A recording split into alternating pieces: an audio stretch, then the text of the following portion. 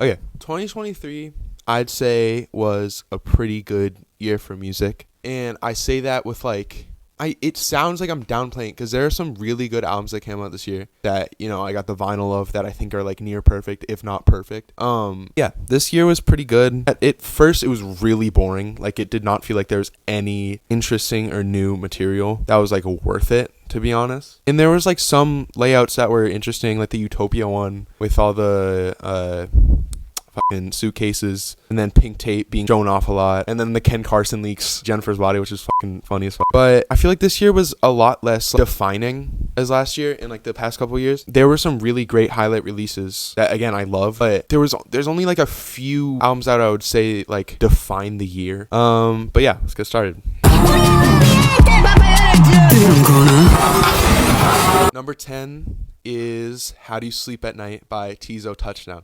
This album is pretty interesting to me, mostly because of just how fun it is. Like, it never seems like there's that much seriousness going on, and when there is, it's done really well, in my opinion. Some highlight tracks are Mood Swings, Neighborhood, was pretty good. Familiarity, one of my most played songs the entire year. This album, yeah, again, it's just so easygoing. I watched Bob the Pop-Up's exploration of it, and I feel like he explains it really well, where it's not boring and it's not too simple, but it strips a lot of the ideas back to a place where you can hear the amount of personality that Teezo gives. And Teezo Touchdown, I've been a pretty big fan of for the past couple months just because of his singles like 5 O'Clock and Rock Paper Strippers and Familiarity, which ended up being on the album. And I mean, like, I was pissed that 5 O'Clock and Rock Paper Strippers were not on the album because I was really hoping he'd go in that really boomy direction, but whatever. He was on For All the Dogs. He was featured on Utopia. In those two albums, they kind of push what hip-hop is doing recently, and Teezo's kind of like at the forefront of that, but in an interesting way where he's not here to just do trap production and stuff, which if he did, I'd be fine with that. I mean, he's done stuff like that, and it's been great. But this album is a lot more performative, and this album gives a lot more insight to how he thinks musically, because you don't really get an album like this. There are some songs on here that I just don't like, but I feel like the personality shines through, and what could be considered cringe from another artist, I think Teezo pulls off with his own little shtick. My number 9 album of this year is King Gizzard with Petrodragonic Apocalypse or Dawn of Eternal Night and Annihilation of Planet Earth and the blah blah blah. I've been a King Gizzard fan a while now. They were like one of my most played artists last year. I'm very familiar with their discography, what they do, and like kind of their whole image. Their heavier, more thrashy metal stuff like Infest the Rat's Nest gets a lot more critical acclaim. And I don't want to say fan acclaim because since they have such diverse catalog, it's hard to pinpoint like this is the fan's favorite. This album, I listened to it in full probably once, if I'm going to be honest. It's really just what they do with thrash. It's very tight. It does not leave a lot of room for filler. And though there are some moments where I think it is dragged on a little bit, it's really just King Gizzard doing their thing, And I can't complain. I mean, they're really good. I see them as a very, I wouldn't say influential band, but like they are paving a certain way. And I can appreciate that. I mean, I'm just glad that they do what they do. And this album, it's not their best at all, but I think that it does really tighten it up like Nonagon did, where you have, how many tracks? It's like 9 tracks. Oh my God. Like you have 7 tracks of just pretty much straight fire. And I love the way the album ends with that like cool 8-bit part and Flamethrower. And when the single Gila Monster came out, I was really skeptical. I did not like the way it sounded. I thought it was just like weirdly produced, like compared to their other stuff, because usually they have a lot more of a lo-fi sound. And as of late, they've been doing a lot more of like a cleaner production. And it was just strange to me how they tried to translate that to this album. But honestly, I like the way it turned out. It was really satisfying. If I had a word to describe it, it's satisfying. It was a satisfying album. Though not every single song I think is perfect. I don't really feel like there's a lot of highlights on this album as much as there is just a full experience. And like there's not much more I could ask. They have a really dense catalog, and while it would be great for them to do another genre or do another ambitious record, not to say that they haven't done ambitious things as of late. Like their jam band stuff is phenomenal. Like I love that stuff. I saw them Boston Calling, and I'm very excited to see them next year, August, with Geese as their opener, which I am so stoked for. What's wrong? It's 7 in the morning. My number 8 album of the year, 8 Yes, Lil Yachty with Let's Start Here. This album came out January and really opened my mind up this year for sure when it comes to music. Because I've been a music fan for a while. And by that, I mean keeping in touch with everything that's going on. This album is just so interesting. Sure, it's very Pink Floyd inspired. When it comes to psych rock, it's not super out there and experimental, but it does have its moments. And to see a mind like Lil Yachty, who I think his mind is so creative, but he never fully like got it, I don't think, like with the Lil Boat series and with like his Michigan boy boat or whatever. I think he's done some interesting things like in making a name for himself, and he's had some bangers and stuff.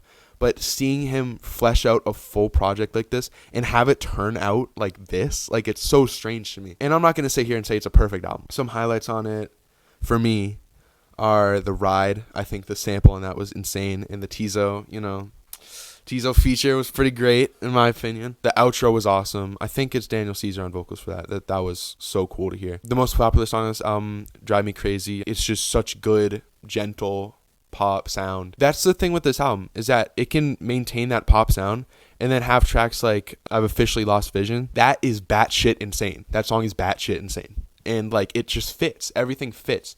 It's a very floaty record. It's drugged out. It doesn't always do it well. There's some tracks near the end that I feel like aren't filler, but just are less memorable than some of the earlier highlights. I just remember waking up and my brother saying Lil Yachty put out a live psych album, and I was like, what the fuck are you saying? I thought I was dreaming for a couple seconds. My number 7 album this year is Utopia by Travis Scott. This album had so much hype riding on it. It's been 5 years since Astroworld. I've been getting so into his past stuff. I really liked Rodeo for a while, for a couple years. Getting to Astroworld, even his earlier mixtape, a couple songs off of that I really enjoy. Really understanding Travis's sounds was important to me before this album came out, just to contextualize everything, because I knew that this was going to be definitely a more experimental release. One thing I really appreciate this album for is its daringness and its ability to take past vibes and kind of make it into Travis's own. There's no avoiding it. There's huge Kanye West inspirations on this album. That's just a given. He's Travis. You could point to many people he's inspired by, but the main three, A$AP Rocky, Kid Cudi, and Kanye. It even samples Yeezus at points. But he does expand on it, and he definitely has his own personality. I would never say that Travis Scott is a great rapper or a great lyricist, but he can really build an environment. And that's what he does on this album. The opening track, Hyena, was so cool to hear, especially the night that this came out. I listened to this with my friends, and it was just awesome. Because it's just such an experience front to back, even though there are some filler tracks. And not to mention the third or fourth teezo feature. Listen, man, I'm just saying, he's kind of having a run right now. He's kind of like the future of music. But yeah, that kind of sums up everything I feel about this record. I do need to get to the filler tracks, I think. Circus Maximus, Topia Twins, not a good song. That Rob 49 verse is nasty as fuck. I don't know why it made the album. 21 Savage cannot save that. Carousel was okay. At first, it was really interesting to hear Young Lean on it, but then it's just like so boring now. It's so boring. Like it just does nothing. If it was a full song, I would have loved it, but it's just not enough for me. I mean, it's a Travis album. You're gonna have bloat.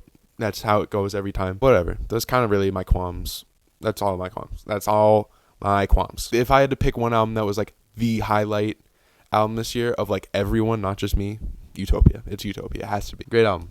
Highly recommend. If you haven't heard it already, which like how do you do that? Because I like JPEGs for the resolution, the color, the size of them, everything about. To my number 6 album, We Buy Diabetic Test Strips by arm+hammer. When this first released, I kind of postponed listening to it. I really like some Billy Woods material and some arm+hammer material. I heard the JPEG Mafia single and I heard the LP single. LP is one of the best producer rappers I've ever known. I heard all the singles and I thought they were really cool. Should have listened to it when it came out because this album is very good.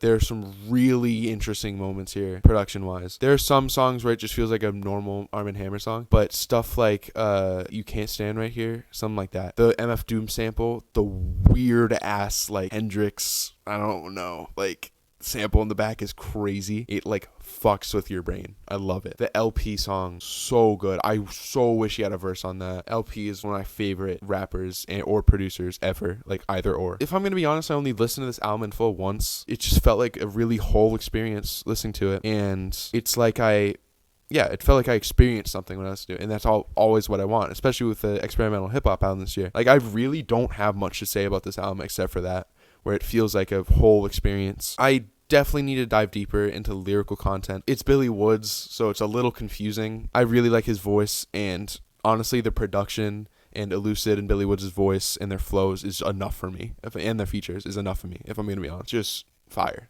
This album is really fire. Nothing much to say, even though I spent like 30 minutes talking about every other album. My number 5 album this year is The Beggar by Swans. Swans is a very pretentious band, and I understand that. I personally enjoy their music so much. Once you get into them, you really expect what they do. It has so much patience, and the whole album feels like it's just breathing. And that's weird. That sounds weird. Okay. There's so much life in this album. I really come to Swans if I want that atmospheric, tribal stuff. This album was a lot more like calmed down than I thought. Originally when this came out and when the singles came out, I was not really a huge fan. I thought it was long drawn out without the interesting elements that, kept me liking them. From stuff like The Seer and To Be Kind, with like their really raw and absolutely like crushing parts. This album is a lot more folky, and it's just gentle. There are just moments where it is beautiful, like Christmas beautiful, bro. There are some cuts that I think are just like meh, like the last song on the first disc. I forget what it's called. I just remember not really like, didn't feel like a very good ending to the first disc. And then kind of like The Elephant in the Room, the 45-minute song. I understand it's hard to sit through. It was a pretty good experience. I mean, like, there's not much to complain about. Again, it is very long and drawn out. But if you really fall into it and just feel it, there's so much to take in from it.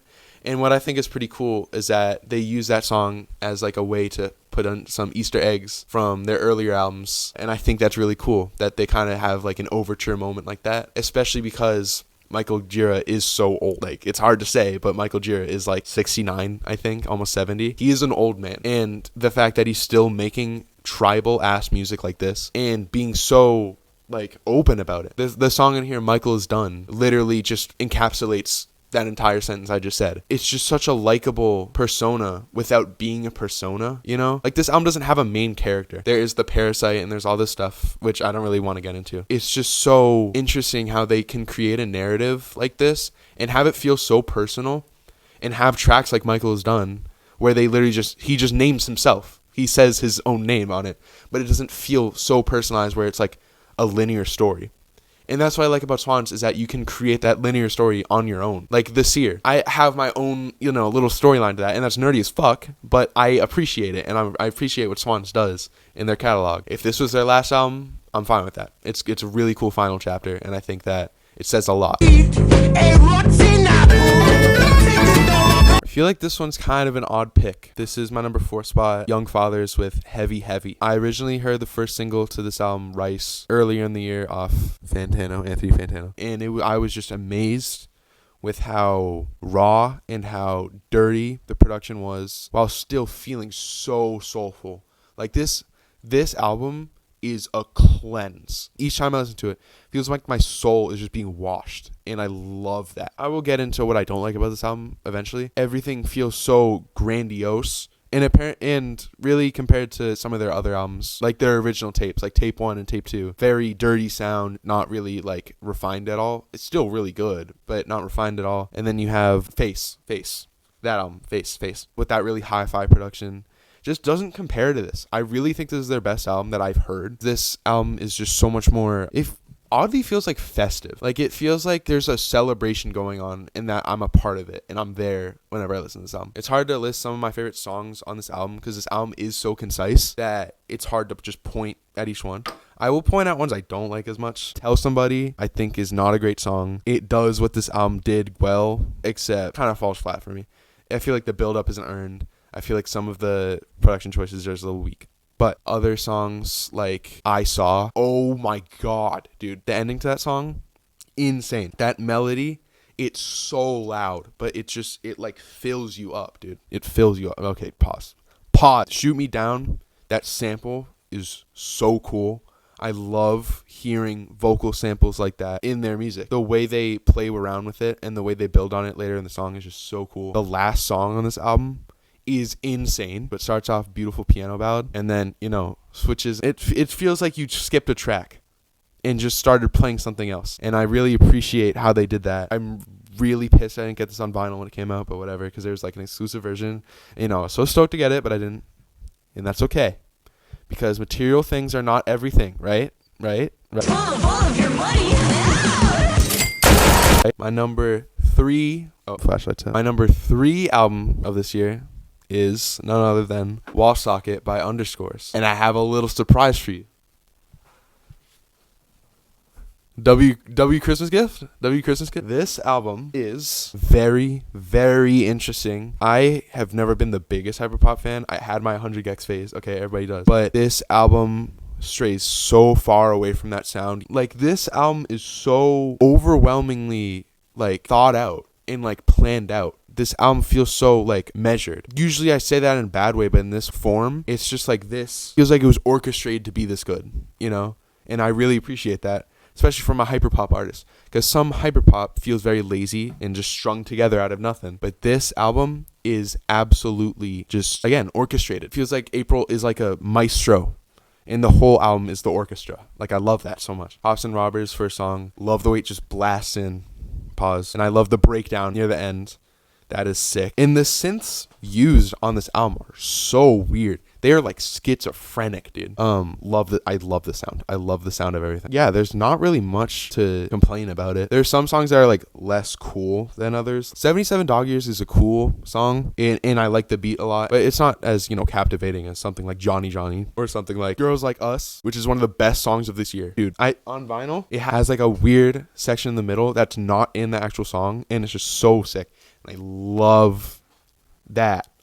Physical copies having like extra material. It's so punky, it's so angsty, but it maintains that soul of hyperpop. And a big topic in this album is being transgender, because April is transgender, and I really appreciate how she brings it up a lot of the times. It's not preachy. It's not trying to shove anything down your throat. It's just telling a story. And I think the best example of that is the song You Don't Even Know Who I Am. You read the lyrics, you listen to the really chilled out bass ballad, and you think it's about someone who's obsessed with someone else. But once you really settle into it, it's kind of like someone who's trans seeing who they could be and obsessing with them.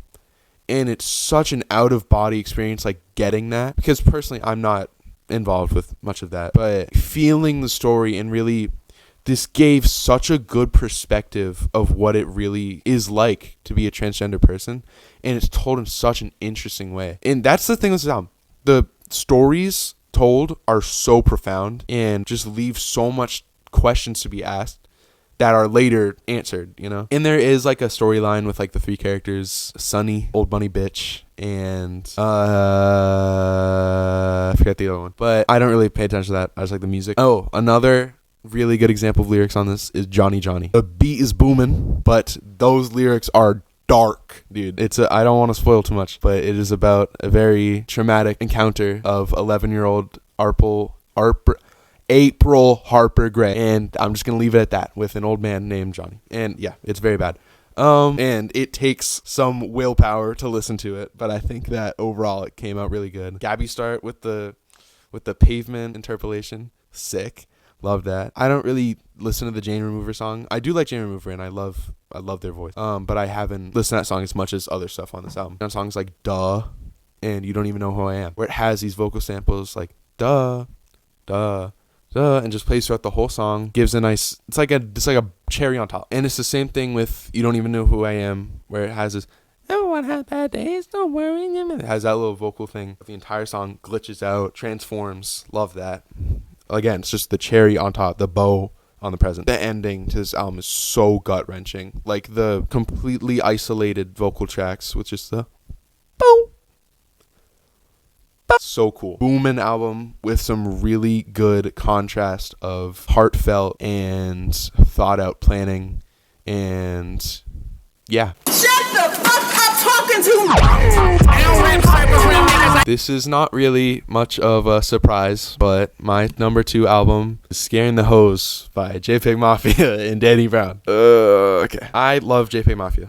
He is probably my favorite artist of all time. This album takes everything I love about JPEG Mafia's artistry and condenses it into this little 30-minute, 36-minute, however long it is, and brings Danny Brown along. Listen, I was never a big fan of Danny Brown until about like last year, but the fact that these two pioneering artists, one 40, one like 30, just like mix so well together. And the fact that there's so much chemistry to learn about through this album. The way JPEG Mafia produces on this album, he used like a piece of equipment. It's SP404, I think. And the fact that he was able to adapt his production style to that is awesome. And it gives it such a compressed feel, but not in an annoying way. This album is so singular. I can really not point to a single album that sounds like this at all. I've seen a few like album of the year comments and stuff where it's like, people explain it like it just feels like some random cassette tape that you found in the back of a library or like behind an arcade machine, which is so real because it just feels like you should have not found this. Good production, good bars, good memorable hooks, good memorable lyrics. This whole thing is so jam-packed. It's overwhelming at times. Like, I've listened to this album enough where like I'm used to every single song on this album. But if I wasn't and I like listened to this album for the first time again, which I would love to do, it's just so, there's stuff coming from every direction. Like, you cannot pinpoint what anything is doing at a certain time. But the sampling's so obscure and it's done so well, especially Garbage Pail Kids.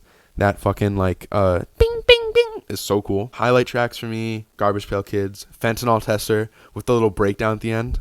So fun to play on drums, and I want to do drum cover of that. Perfect. I remember the leak came out, and I was like kind of skeptical. I was like, this is weird. But then the full album came out, and it's like it clicks with you. This album clicked with me so hard, and more than like, I think this album clicked with me more than any other album ever. Maybe. I mean, listen, I know I'm hyping this all up just for the album to be number 2, but you'll see why. But yeah, straight bangers front to back. Last song is a little questionable, but I appreciate it for what it's doing. And Orange Juice Jones is not the best beat I've ever heard Peggy produce, but whatever. I gave this an 100. That might shrink over time, but for now it is an 100. For now it is perfect. Yeah. Actually, no. I'm gonna do some honorable mentions. I'm not trying to scare you, but there's a camera and a microphone in there. Honorable mentions. Quaranta, Danny Brown. This is not my favorite Danny Brown project at all. If anything, it's one of my least favorites, but still very quality. It's like, and I've seen a few people say this, it's like he's checking in. Because he's 42. He's just checking in, saying what's happening with his sober mentality now. And everything past, or since XXX dropped. It just feels like a little reminder that Danny Brown is still him. But yeah, solid album. Another honorable mention, Queens of the Stone Age in Times New Roman. I love Queens of the Stone Age. That, stoner rock, dad rock energy. This album is, like pretty run of the mill for them. There's some songs I don't love as much. I could not really name them off the top of my head, but I did listen to this album for like a couple months straight. It really got me back into the Queen's Stone Age, and I appreciate this album for that. And there's not much to really dig into. I recommend it, like a little bit. The last honorable mention I'm going to do is the Skrillex album, the second one that came out, not the first one, Quest for Fire. My opinion, this album is such a vibe. It is so nocturnal. That's all I'm going to say. Drum roll for number 1.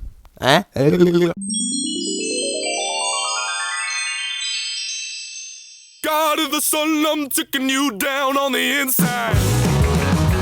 My number 1 album this year is 3D Country by Geese. I found this album in, I want to say August, off Album of the Year. I saw it on the front page. Jesus Christ, dude. This shit blew me away. I listened to the first song, 2122. I didn't even know what to, like, I was just taking a walk, listening to the song, and I was so blown away by how frantic their singer is, by how great the production is, by how great every sound it fills your headphones. Super cool apocalyptic lyrics on the first song and great transition into the second song, 3D Country. I wasn't the biggest fan of this song when I first listened to the album and some of the other songs, just because I wasn't really used to the vibe yet.